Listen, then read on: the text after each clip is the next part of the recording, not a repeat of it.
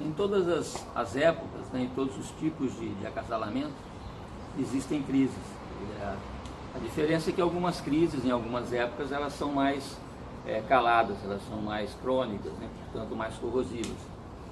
Atualmente as crises nos acasalamentos elas são mais explícitas. Isso permite uma melhor elaboração. A gente tem técnicas, né, de terapias de casal, a gente tem vários tipos de possibilidades, né, de entender que uma crise ela é sempre uma mudança que precisa ser feita, né, em algum sentido, em alguma direção. Na nossa sociedade atual, existem alguns fatores, né, bastante propícios para esse tipo de movimentação, para esse tipo de dinâmica. Um dos fatores são algumas mudanças sociais, né, a partir do século XIX, século XX, que é o surgimento da liberdade, né, e a liberdade de mudar, né, a liberdade, por exemplo, de interromper relacionamentos, interromper casamentos, que até então não era tão vigente. Então essa liberdade, né, que as pessoas passaram a ter, ela é, vamos dizer, um fator de mudança que, se não for considerado, pode evoluir na direção de uma crise. Um outro fator importante é o surgimento do movimento das mulheres, do feminino, né, que passou a ter uma função ativa, né, dentro dos relacionamentos, quebrando a regência, né, a vigência fálica que regia até então. Então a ruptura desse monismo, né, a presença, vamos dizer, de uma situação dual, ela é também mais complexa. Quer dizer, as situações complexas, elas permitem uma criatividade maior, mas também permite que haja, vamos dizer, crises, que haja situações de colisão, né? Então a presença do feminino representa uma outra maneira de incorporar a realidade, uma outra maneira de perceber o real, outras formas de gozo, outras formas de prazer, né, que trazem, vamos dizer, um enriquecimento para a situação dos acasalamentos, mas pode, dependendo da rigidez com que se estabelecem as coisas, ser uma área de choque. Um outro fator importante é o tempo, né, que a nossa sociedade ela se caracteriza pelo tempo rápido, né? E um relacionamento ele demanda um investimento de tempo, né, ele demanda um gasto de tempo. E a gente costuma entender isso, né, como sendo uma perda de tempo. Um outro fator importante é o aumento muito grande das opções que a gente tem de vida, as possibilidades que a gente tem de vida, que faz com que as pessoas confundam o ter, né, o realizar, com a maneira como a gente vive isso. Então, a gente ter as coisas ou fazer as coisas necessariamente não nos torna mais ou menos satisfeitos, dependendo da maneira como a gente realiza essas coisas. Então a ansiedade, vamos dizer, que brota desse conjunto de possibilidades, no lugar de trazer um conjunto de possibilidades maior de usufruir da nossa existência, pode provocar situações, né, de crise. Os relacionamentos eles têm duas fases bastante características, né? Numa primeira fase, as pessoas que se dispõem, né, a seduzirem, elas mimetizam o outro, o desejo do outro de uma maneira inconsciente, né? E elas identificam esse desejo e entram, vamos dizer, no imaginário do outro, né? Querendo agradar, querendo seduzir. Num segundo momento, né, em que a situação da sedução já está configurada, as pessoas elas tendem a recuar para uma posição onde, em vez de seduzirem, elas querem ser seduzidas. Então essa posição, essa mudança de posição ativa, né, uma posição passiva, costuma gerar um desequilíbrio, né, na economia dos investimentos afetivos. E essa crise, vamos dizer ali, econômica, ela fica, né, leva os relacionamentos para uma situação eventualmente crítica. A área da sexualidade, né, é uma área também bastante crítica, né, nos acasalamentos. E a sexualidade também ela tem essas duas fases. Quer dizer, no começo, o tesão, né, ele é uma força imaginária que projetiva, né, geralmente, que leva o Jorge Luiz Borges a dizer que a gente sempre abraça fantasmas. Então o tesão ele é essa força que faz com que a gente possa se aproximar de uma pessoa numa situação de intimidade, numa situação de proximidade que seria assustadora, de uma maneira excitante, né, de uma maneira desejante.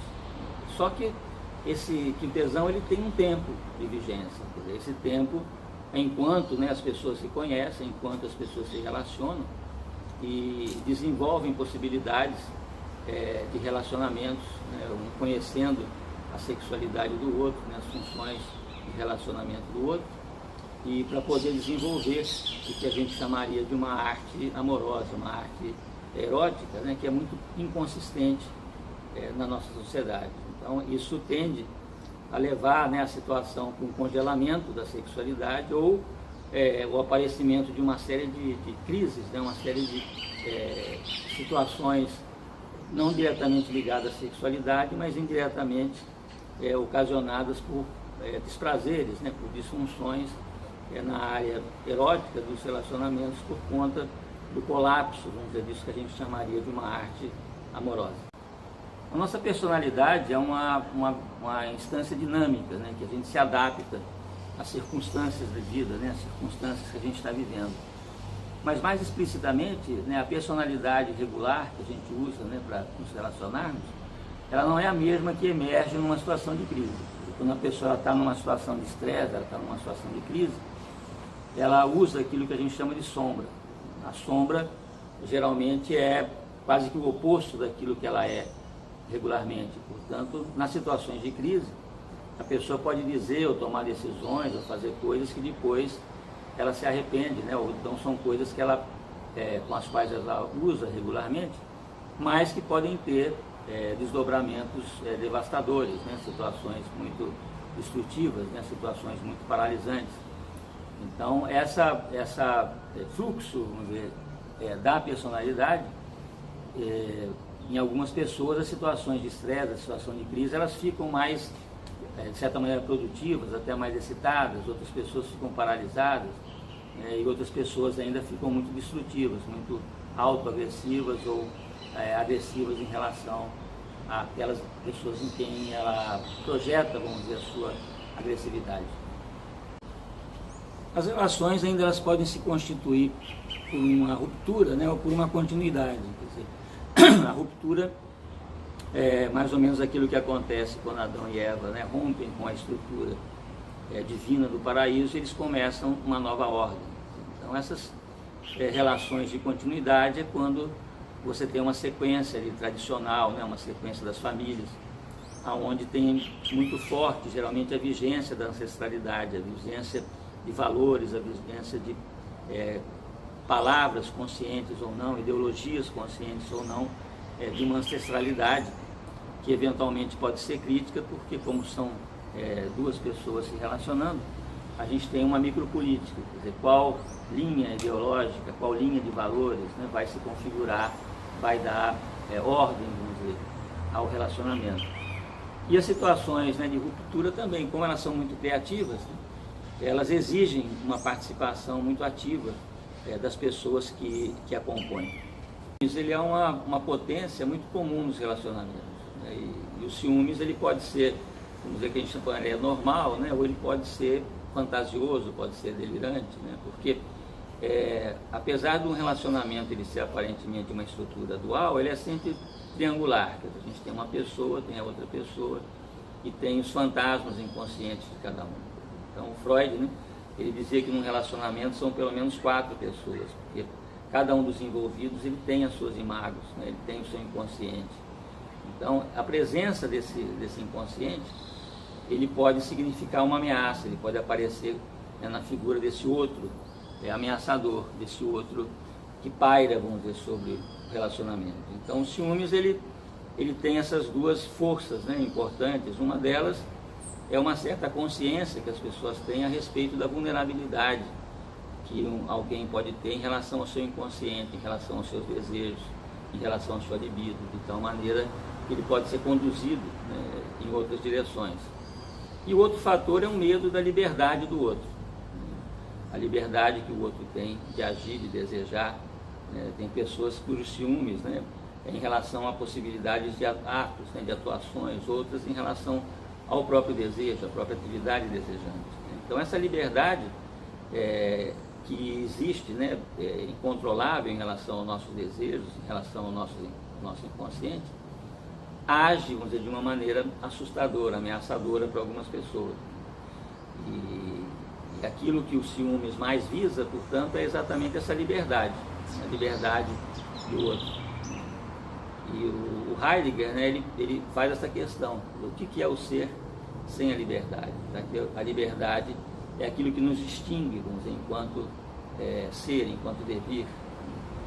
Então a retirada da liberdade também retira as possibilidades de alguém servir como elemento de transformação, como elemento de crescimento, né, como elemento de possibilidades. Né? Ele é reduzido a uma condição que a gente poderia chamar de objeto, né, de coisa, onde resta apenas suas funções utilitárias, mas que aplaca muitas vezes a ameaça, né, gerada pelo fantasma do outro.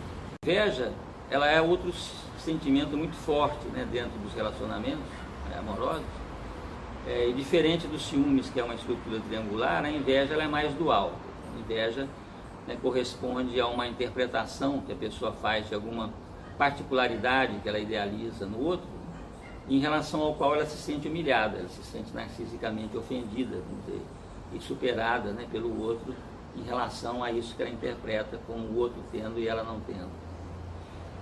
Então, nos relacionamentos amorosos, é comum, né, que as pessoas se interessem pelas outras por alguma coisa que ela idealiza, por alguma qualidade que ela vê ou atribui ao outro.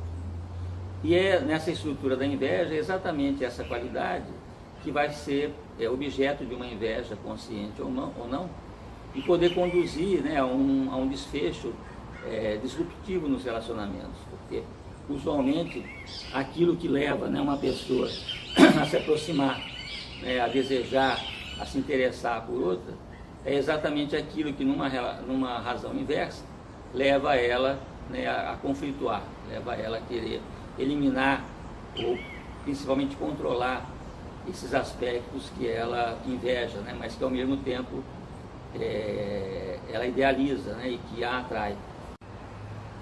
Essa espécie de barulho emocional que se cria decorrente dessas crises, né, na base, na estrutura subterrânea dos relacionamentos de acasalamento, elas criam uma espécie de ruído, né, e que dificulta muito a comunicação, né, entre as pessoas. Elas deixam de se ouvirem, né, elas ouvem muito esses fantasmas, esses conflitos interiores, né, projetados no outro, obstruindo o outro.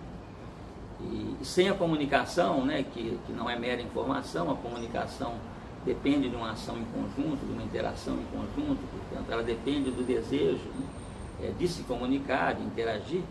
Sem a comunicação, um casal ele não consegue evoluir, né, ele não consegue se desenvolver, ele não consegue lidar com as dinâmicas, né, de um relacionamento para torná-lo efetivo, para torná-lo criativo para as pessoas que estão envolvidas. Então, eventualmente é preciso, né, algum tipo de trabalho terapêutico, alguma intervenção para diminuir esses ruídos, né, e possibilitar que as pessoas possam se comunicar.